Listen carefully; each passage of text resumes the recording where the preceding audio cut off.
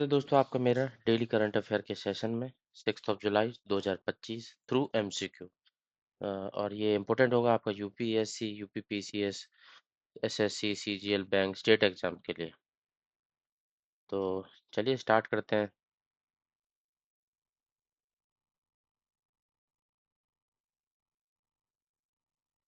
पहला क्वेश्चन है, primary goal of डब्ल्यूएचओ's 3x355 इनिशिएटिव क्या है? डब्ल्यूएचओ ने रिसेंटली एक 3x35 इनिशिएटिव लॉन्च किया है। उसका प्राइमरी एम क्या है? तो इसका प्राइमरी एम है increase real price of tobacco alcohol sugary drinks. इनके प्राइस में इंक्रीज कर देना है टोबैको अल्कोहल शुगरी ड्रिंक्स की at least 50% by 2035 through health taxes. इसका प्राइमरी एम है। और इसका लॉन्च कब से किया, मतलब इसका लॉन्च कब किया? जुलाई में लॉन्च किया गया है डब्ल्यूएचओ के द्वारा। अगर अगले आने वाले 10 साल में इससे 50% की वृद्धि कर देनी है टोबैको अल्कोहल और शुगरी ड्रिंक से रिलेटेड टैक्सेस में।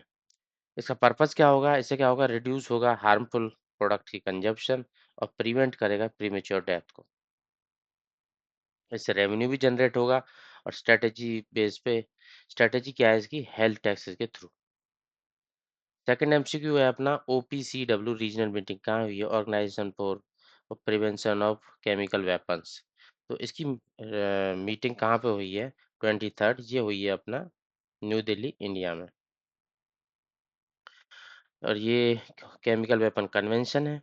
बस इससे रिलेटेड यही जाना है, मीटिंग कहाँ पे हुई? न्यू दिल्ली में। थर्ड क्वेश्चन आता है, what does the term surveillance pricing mean? Surveillance pricing का क्या मतलब है?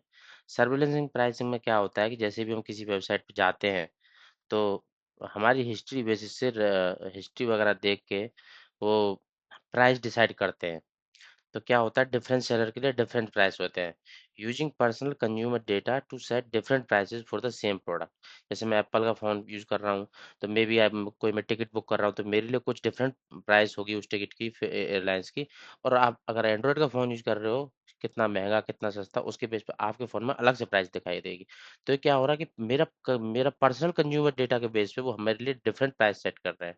जिससे क्या इससे क्या होता है, कि मतलब ब्राउजिंग हिस्ट्री से और लोकेशन से डेटा लेते हैं। तो इससे कंसर्न क्या है? इससे क्या होता है कि फेयरनेस नहीं रहती। फेयरनेस मतलब डिफरेंट कस्टमर के डिफरेंट प्राइसेस होंगे, तो नॉट ए फेयर प्रैक्टिस भाई। और ट्रांसपेरेंसी भी रिड्यूस होती है, उससे प्राइवेसी रिस्क भी होता है। मतलब वो मेरे जो सुन रहा है, देख रहा है मैं क्या कंटेंट यूज कर रहा हूँ क्या नहीं कर रहा हूँ, तो इससे मतलब प्राइवेसी रिस्क भी बढ़ते हैं। तो इसके लिए कुछ रेगुलेशन भी है, जैसे यूएस में एफटीसी रेगुलेशन है। और ये न्यूयॉर्क में स्टेट लॉ के में भी रिक्वायर प्राइसिंग डिस्क्लोजर भी है। फोर्थ क्वेश्चन है, एक ग्लोबल पीस इंडेक्स में को कैलकुलेट करने का इनमें से कौन सा पैरामीटर नहीं है? अब देख लेते हैं। Level of perceive criminality in society, ये है। एक्सेस टू क्वालिटी एजुकेशन, ये नहीं है। Number of duration of internal conflict, को भी इंक्लूड करता है ये। और मिलिट्री एक्सपेंडिचर। तो ये ग्लोबल पीस इंडेक्स को मेजर करने के पॉइंट्स हैं 3। और ये क्वालिटी एजुकेशन नहीं है उसके अंदर। ही क्वालिटी एजुकेशन आता है ह्यूमन डेवलपमेंट इंडेक्स के अंदर। तो ग्लोबल पीस इंडेक्स का मेजर करने का या कैलकुलेट करने का ये पैरामीटर नहीं है। तो क्या सर, 3 कैटेगरी में पैरामीटर्स होते हैं इसके, 23 इंडिकेटर होते हैं। कॉन्फ्लिक्ट बेसिस पे, domestic international, society safety and security पे, और मिलिटराइजेशन पे। इसको लॉन्च कौन करता है, उस मतलब ये रिपोर्ट है, इसको कंपाइल कौन करता है? Institute of economic and peace. तो इस रिपोर्ट के अकॉर्डिंग, ग्लोबल पीस इंडेक्स के अकॉर्डिंग, मोस्ट पीसफुल कंट्री कौन सी है? वो आपका है आइसलैंड। नंबर 1 है ये हमेशा 15 सालों से, फॉर ओवर 15 ईयर्स ये नंबर 1 पोजीशन पे। रीजन क्या है? लो क्राइम रेट है, पॉलिटिकल स्टेबिलिटी अच्छी है, और मिनिमम मिलिटराइजेशन, मिलिट्री पे बहुत कम खर्चा करते हैं, बहुत शांत देश है। और ये कहाँ पे पड़ता है आपको पता ही होगा? नॉर्थर्न हेमिस्फीयर में, ग्रीन आइलैंड के राइट साइड में, ग्रीनलैंड के राइट साइड में। इंडिया का रैंक कितना है इसमें? इंडिया का इसमें रैंक है 115। और 115 का होने का रीजन क्या है? पॉलिटिकल टेंशन, मिलिटराइजेशन, ये सब इन रैंक के पीछे होने के कारण है। वाइट नाइल ओरिजिनेट हुई है, कहाँ से होती है? ये होती है लेक विक्टोरिया से। लेक विक्टोरिया से होती है। और वाइट नाइल किसकी ट्रिब्यूटरी है? नाइल रिवर की।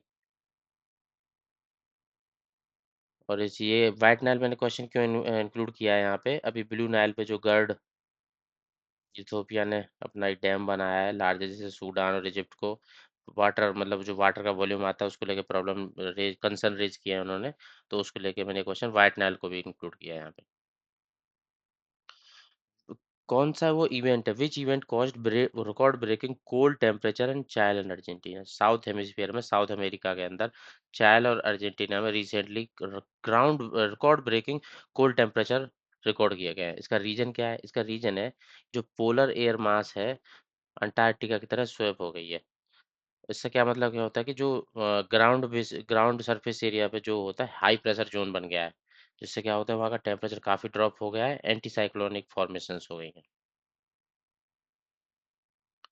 Ninth question, PM Modi ji को घाना के लीडरों को, मतलब जो पीएम मोदी ने अभी घाना में विजिट की है, तो वहाँ पे गिफ्ट लेके गए थे, तो उन गिफ्ट, वो गिफ्ट किस वहाँ के लीडर्स को दिए थे, तो ये इस क्वेश्चन में पूछ रहा है कि वो उन गिफ्ट्स का स्टेट ऑफ ओरिजिन यहाँ पे बताना है। मतलब वो चार गिफ्ट थे, ये चार गिफ्ट ये दिए हुए हैं इसमें, चार gift, Bidri ware flower vases, silver filigree purses, Kashmiri pashmina shawl और मिनिएचर एलिफेंट अम्बावरी।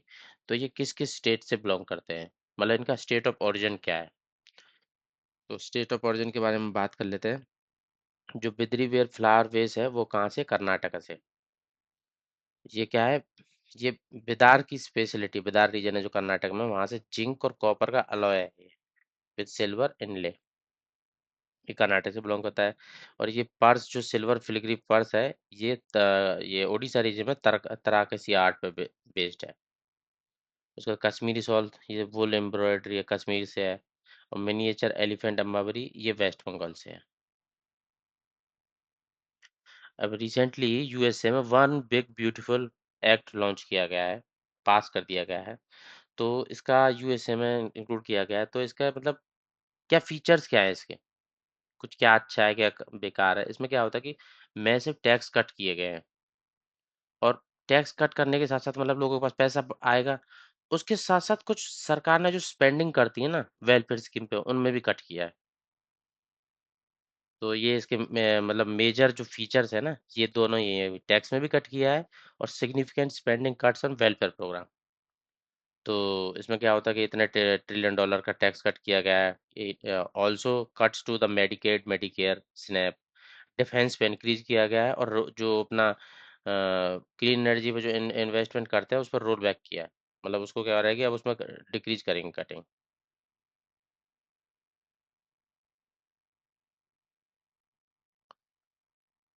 इसको क्रिटिक्स आर्ग्यू भी कर रहे हैं कि ये शिफ्ट है रिसोर्स अवे फ्रॉम पुअर, जो मतलब ये क्या होगा कि इनइक्वालिटीज को बढ़ावा देगा। ये बैकवर्ड शिफ्ट हो रहा है एक तरीके से, पुअर से हम दोबारा से अमीरों की तरफ बढ़ रहे हैं, अमीरों की तरफ रिसोर्स को ज़्यादा अलाइन किया जा रहा है। इसको निकनेम दिए गए हैं, तो दो निकनेम दिए गए हैं। ये भी किसका nickname, we are all going to die act, और रिवर्स रॉबिन हुड टैक्स भी बोलते हैं इसको, तो एक्ट भी बोलते हैं। तो इसमें से जो ये सीनेट माइनॉरिटी लीडर है चक समर, इन्होंने इसको क्या बोला है, इन्होंने बोला है the we are all going to die act. तो रीजन क्या है, इस इसने वेलफेयर प्रोग्राम में जो गवर्नमेंट इन्वेस्ट करती थी उस पे भी कट कर दिए, मतलब जो प्रोग्राम में जो फंडिंग दी जाती थी उनको डिक्रीज कर दिया गया। साथ ही साथ इसको रिवर्स रोमन हुड भी बोला जाता है। उसका रीजन क्या है, रीडिस्ट्रीब्यूटिंग वेल्थ अपवार्ड, मतलब जैसे ऊपर वाले लोगों से नीचे की तरफ आती थी, अमीरों से गरीब की तरफ, पर इन्होंने उसका रिवर्स को ट्रेंड ट्रेंड को रिवर्स कर दिया है, वेल्थ को अपवार्ड रिडिस्ट्रीब्यूट कर दिया है। जन सुरक्षा संतुष्टि अभियान लॉन्च किया गया है गुजरात में। इसका पर्पज क्या है, इसका पर्पज है टू इंश्योर 100% वेलफेयर कवरेज का 100% करना, to identify and cover all eligible beneficiary under की सोशल सिक्योरिटी स्कीम्स। और वो की सोशल सिक्योरिटी स्कीम्स कौन सी हैं, उसके अंदर अब ये इससे रिलेटेड क्वेश्चन है, तो वो स्कीम है प्रधानमंत्री जीवन ज्योति बीमा योजना, अटल पेंशन योजना, प्रधानमंत्री जन धन योजना, चौथी कौन सी है, प्रधानमंत्री सुरक्षा बीमा योजना। ये सब उसके स्टेट की स्कीम है, तो ये उसका पार्ट नहीं है। चौथी कौन सी, प्रधानमंत्री सुरक्षा बीमा योजना।